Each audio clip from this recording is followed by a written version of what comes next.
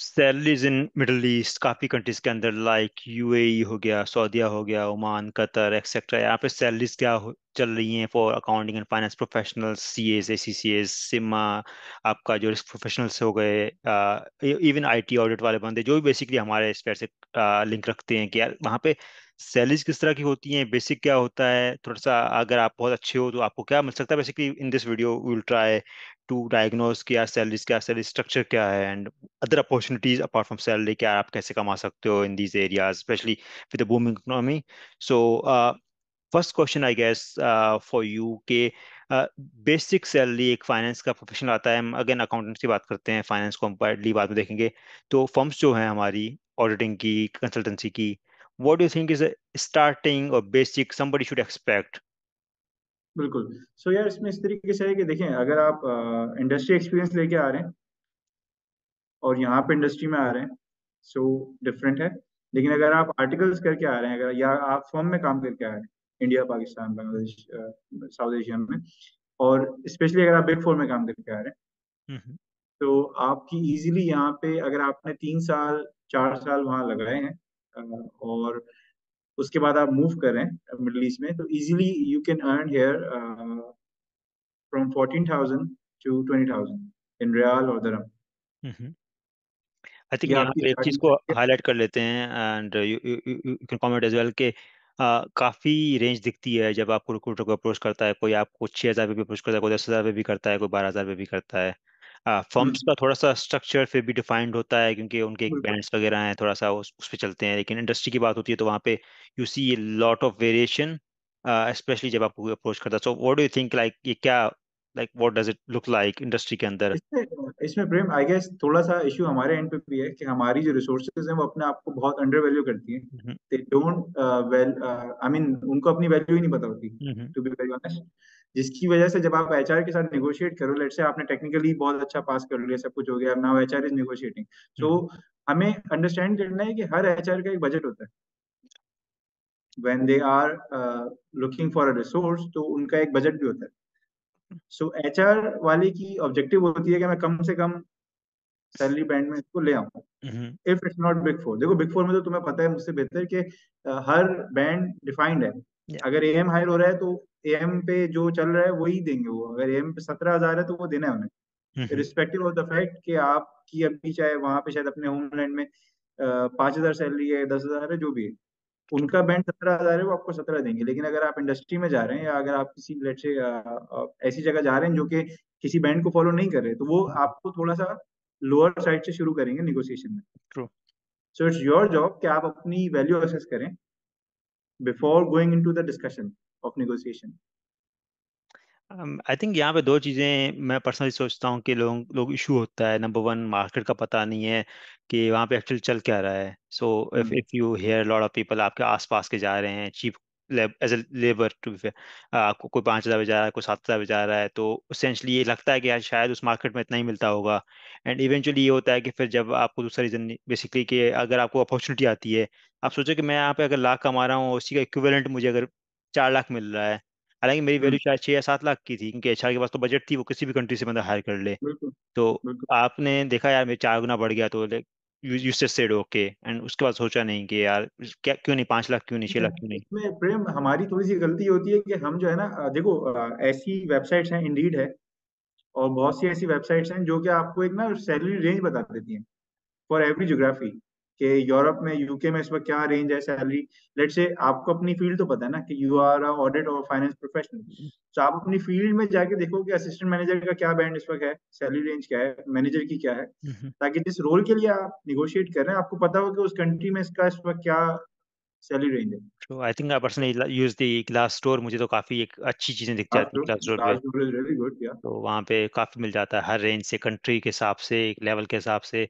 तो and glass has a feature recently, I think glass bowl नाम का feature है basically, then people actually talk over there, पहले नहीं होता था, रिसेंटली आया है, like you post anonymous thing कि मैं इस जगह ज्वाइन कर रहा हूँ, and people from the real life actually try to guide you. तो अच्छा फीचर है ग्लास स्टोर पे।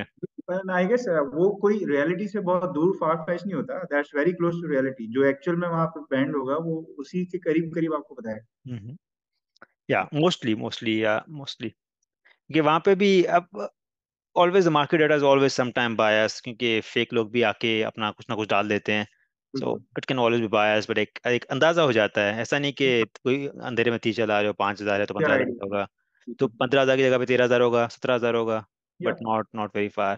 खैर, सो आई थिंक बेसिक हमने सैलरीज की बात की। एक अब 3-4 साल के बंदे की बात कर रहे थे कि अगर वो आता है एक्सपीरियंस लेके तो 13, 14, 15,000 या 17,000 जो भी है आपको मिल सकता है। So this more like a firm, बड़ी फर्म हो या छोटी फर्म हो, like what does it differ? उनके सबके हर किसी को बिग फोर में अपॉर्चुनिटी नहीं मिलती, उनकी एक थोड़े से स्पेसिफिक बैंड्स भी हैं। तो काफ़ी छोटी छोटी कंसल्टिंग फर्म्स भी हैं। और जो कि अभी, क्योंकि ऐसे बात की थी हमने एक पुरानी वीडियो के अंदर, कि सऊदी में एक्सपेंशन चल रही है काफ़ी विजन की वजह से इनके अपने।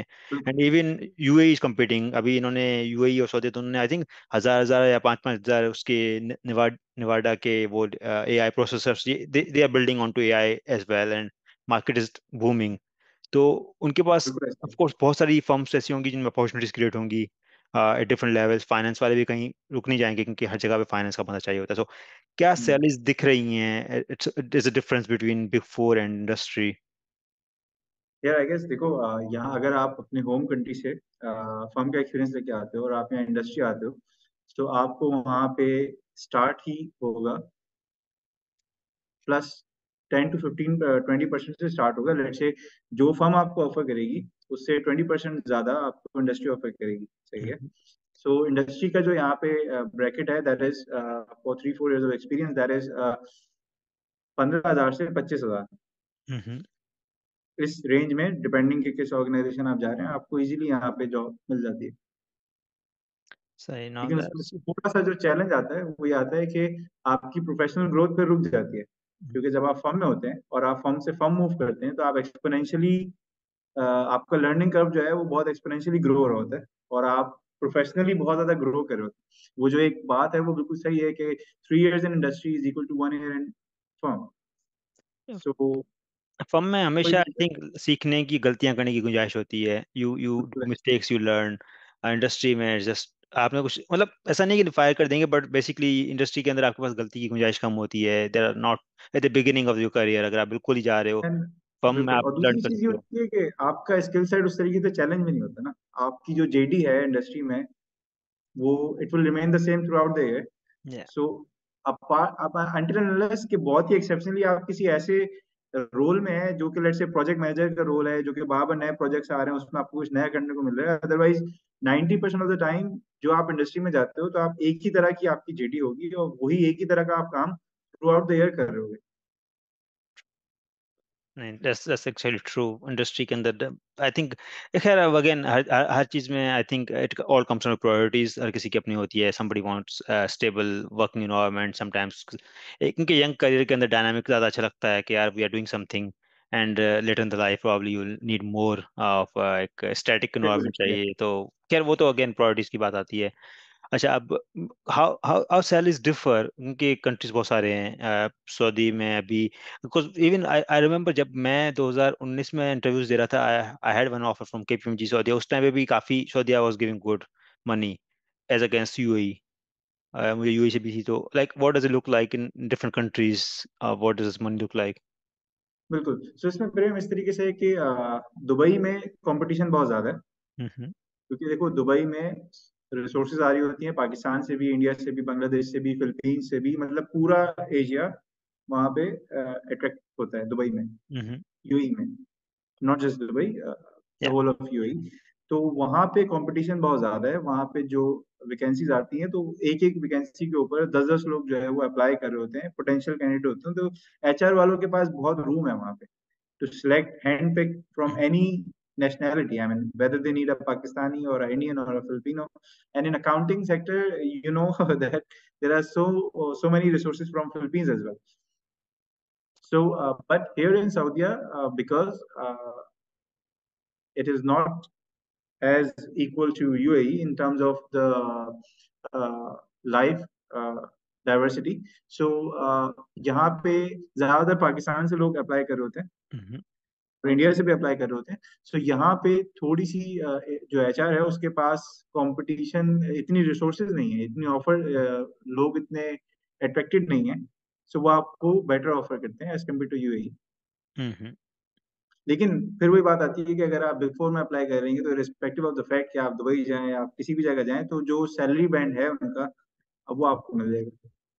True, true. ना, दैट्स फाइन, एक चीज और है which is cost of living, तो वो यूएई में बहुत ज्यादा है एज कम्पेयर टू सऊदीया। सऊदीया में अभी इन्फ्लेशन आना शुरू हुई है, और यूएई में वो 10 साल पहले आ चुकी है। आई थिंक प्रॉब्ली यही नेक्स्ट क्वेश्चन था कि खैर हमने तो पहले भी एक वीडियो में बात की थी कि how does it look like overall, but मैं अगर 15,000 कमा रहा हूँ तो एक वाइडर लेवल ब्रेकअप अगर इसका करें, मैं एक फैमिली के साथ हूँ, मुझे अपना घर चाहिए, like at least one bed apartment. So what can be A breakup of 15,000 look like in Saudi Arabia? And तो चलो, तो इसमें एक छोटा सा छोटा सा ब्रेकअप बनाते हैं कि लेट से आपकी यहाँ सैलरी है, लेट से 15,000। हम्म, लेट्स, अब यहाँ पे अगर आप अपनी फैमिली के साथ रहते हैं तो आपको जाहिर सी बात है अपार्टमेंट लेना पड़ेगा। अपार्टमेंट जो आज से 2 साल पहले यहाँ पे बड़े इजीली 20,000 रियाल पर एनम पे मिल जाते थे, हम्म, वो अब आपको यहाँ मिल रहे हैं 30,000 35,000 पर एनम पे। ठीक। सो यानी कि यहाँ पे भी अब हाउसिंग जो है वो थोड़ी एक्सपेंसिव है। चलो हम 2,000 लगा लेते हैं इसका पर तो मंथ। 2,000 2,000 2,500 स्ट्रेट आपके रेंट में चले जाएंगे, सही है। हम्म, फिर क्योंकि जाहिर सी बात है उसमें फिर आपके 2,500 इसलिए कर लेते हैं क्योंकि उसमें फिर इलेक्ट्रिसिटी बिल भी है हम्म, और भी बहुत सारी चीजें हैं। तो यूटिलिटी और रेंट आपका 2,500 हो जाएगा, सही है। फिर हम्म, उसके अलावा जब आप ग्रॉसरी करेंगे तो वो इजीली जो है, अगर आपकी एक फैमिली है, बच्चे भी हैं, क्योंकि बच्चों का फिर दूध पैम्पर जाहिर सी बात है थोड़ा सा एक्सपेंसिव हम्म, साइड पे होता है, तो वो आप इजीली उसके आप 3,000 रख लें हम्म, स्ट्रेट अवे। तीन ठीक। हजार से 4,000 उसको बहुत हायर साइड पे जाओगे तो 4,000, अदरवाइज 3,500 से 3,500 रख लें। चलो कंबाइन करके 6,000 हो गए आई थिंक। यस, तो 6,000 तो ये वो हो गया खर्चा जो आपका होना ही होना है। हम्म, उसके बाद क्योंकि यहाँ पे हर कोई आते के साथ ही जाहिर सी बात है गाड़ी नहीं लेगा, हालांकि हम्म, यहाँ गाड़ी लेना बहुत इजी होता है। अगर आप यहाँ पे लाइसेंस ले रहे हैं, कुछ क्लासेस आपको लेनी होती हैं, 20 क्लासेस 40 क्लासेस, डिपेंडिंग कि आपके पास होम कंट्री में लाइसेंस था या नहीं। हम्म, तो उसके बाद आप गाड़ी भी ले सकते हैं। सो अगर आपने गाड़ी नहीं ली हुई तो आपका टैक्सी का रोज का जो रेंट होगा वो समवेयर अराउंड 100 रियाल होगा। हम्म, सो अगर आप 22 दिन जा रहे हैं तो 2,200 रियाल अंदाजा स्ट्रेट दो वो हजार हो गए। Let's say yes. 2,000 which is basically 8,000 to total as of now. So yes, so it's around 8,000 something. Hmm, हाँ, सो ये अब आपका हो गया। फिर उसके अलावा जाहिर सी बात है जब आप वहाँ रहेंगे तो थोड़ी बहुत आप आउटिंग भी करेंगे, हम्म, थोड़ा आप डाइन डाइन आउट भी करेंगे, वो सारी चीजें भी करेंगे। तो उसके आप रख लीजिए 1,000 रियाल, तो हम्म, दैट बिकम्स 9,000। और फिर आप 1,000 रियाल रख लें स्ट्रेट अवे किसी भी कंटिजेंसी के, लेट से कोई इमरजेंसी हो गई, किसी को क्लिनिक यहाँ पे आपको लेके जाना पड़ गया, या कुछ भी चीज हो सकती है। तो 10,000 रियाल में बहुत अच्छे से आप यहाँ लाइफ स्टाइल मेंटेन कर सकते हैं। और 1,000 में लगा लो प्लेन्स वगैरह एक दो बार जा रहे हो घर पे तो यू नीड मनी आने हाँ, जाने के लिए भी। घर चले गए तो बिल्कुल हाँ। वो पर टिकट आपको 800 रियाल 600 रियाल, डिपेंडिंग के सीजन है नहीं है क्या है, सो वो आपको पड़ेगा। सो आप इजीली 3,000 4,000 5,000 तक बचा सकते हैं यहाँ पे। हम्म, 3,000 तो बचा ही सकते हैं आप, मतलब अगर आप बहुत थोड़ा हायर साइड पे भी चीजें कर रहे हैं। क्योंकि जाहिर सी बात है यार, मैं खुद भी देख रहा हूँ कि थोड़ा ग्रोसरी यहाँ पे अब थोड़ी सी उस तरह की इन्फ्लेशन नहीं है जैसे यूके में, बट स्टिल थोड़ा चीजें एक्सपेंसिव होती जा रही हैं। सो और खास तौर पे हाउसिंग जो है वो उसमें एक बहुत ड्रामेटिक चेंज आया है पिछले 2 3 सालों में। हम्म। और ये जस्ट हाउसिंग तो सऊदीया के बारे बढ़ेगी में नहीं है, सऊदी में, यही डिमांड। में भी है। यहाँ जैसे अभी इनका बिजनेस और डिमांड बढ़ेगी, the expansion of course. Housing जैसे यहाँ पे हुआ था, डब्लिन के अंदर हुआ था after Brexit, lot of industry shift to Dublin, और वहाँ पे लंदन से ज़्यादा मुश्किल हो गया घर मिलना अभी, बिल्कुल। बिकॉज। अच्छा, यहाँ थोड़ा सा एक चैलेंज ये भी है थोड़ा सा कि कल्चरल डिफरेंस है। तो यहाँ क्या होता है कि मेरे बहुत से ऐसे दोस्त हैं जो बताते हैं कि यार हम एक जगह रह रहे हैं 4 साल से, हम्म, और आउट ऑफ नो वेयर उसने रेंट बढ़ा दिया 20%, राइट से, मतलब 30,000 रियाल पर एनम था, अचानक से उसने बोला कि अब ये अब से 40,000 रियाल होगा। हम्म, सो आप उसको चैलेंज नहीं कर सकते। जैसे नॉर्मली हमारी होम कंट्रीज में क्या होता है कि हम कहते हैं नहीं यार हम तो 7% बढ़ाएंगे, 5% बढ़ाएंगे, टेन हम्म। परसेंट बढ़ाएंगे। यहाँ इनके ऊपर है, अगर इनको बढ़ाना है तो ये आउट राइटली बढ़ा सकते हैं। यहाँ पे तो लॉज हैं, you can't increase more than this percent at any time, like एक टाइम के हम्म, अंदर। और आप खैर वो तो फिर छोड़ने की बात अलग जाती है, आपके पास राइट्स हमेशा होते हैं अगर आपको नहीं चाहिए, hmm, you can always leave that. Right, so I think savings हैं अगर, एंड पर्सनल डिपेंड करता है, कुछ लोग ऑफ कोर्स कंजूस भी होते हैं विच इज़ फाइन, क्योंकि आप सेव करना ही जा रहे हो, तो you can of hmm. Course save more by limiting some expense. Transportation का क्या सीन है वहाँ पे, because that also impacts your savings. यार ट्रांसपोर्टेशन वही वाली बात है कि जिस तरह हमारे पास करीम उबर होती है, तो यहाँ पे भी करीम उबर है और बहुत सारी हैं यहाँ पे, 6-7 तकरीबन सर्विसेज हैं। तो वही आपको 100 रियाल पड़ेगा पर डे। और हम्म। अगर आप अपनी गाड़ी ले लेंगे तो यहाँ आपको पता है फ्यूल काफी चीप है। तो फिर से वो जो कॉस्ट आपकी होगी, अगर आप गाड़ी लेते हैं, तो वो तकरीबन 1400-1500 रियाल आपकी पर मंथ एडिशनल आएगी इंस्टॉलमेंट उसकी। Cool, alright, okay. सो एक और चीज बात करेंगे and then we will close this one. So हमने सैलरीज की बात की, बिगिनिंग की। ग्रोथ कैसे दिखती है यहाँ पे सैलरीज की? अगर मैं 5 साल का एक अपना देखूं, सोचूं कि मैं सऊदीया 5 साल के लिए आ रहा हूँ एट हम्म। मिनिमम, तो मैं एक 15,000 से स्टार्ट कर रहा हूँ for example in firm. I guess तो ग्रोथ डिपेंड करता है आप किधर हैं। अगर आप बिग फोर में हैं तो तुम्हें पता है, बिग फोर तो it's very steady ride, I mean they will go with the flow. लेकिन अगर आप आउटसाइड बिग फोर हैं तो it depends on their targets and on their revenues for the year, so I the think bonuses and firms की बात कर लेते हैं, क्योंकि आई थिंक एक एम होता है ना कि मैं कहीं भी जाऊँ, ग्रोथ तो एम होता ही होता है। मैं अगर एज ए असिस्टेंट मैनेजर जा रहा हूँ या सीनियर जा रहा हूँ, तो एटलीस्ट मैं चाहता हूँ कि मैं 5 साल बाद मैं मैनेजर तो कम से कम हूँ 1 या 2 साल के लिए ऑलरेडी, या मैं सीनियर मैनेजर बन जाऊँ शायद।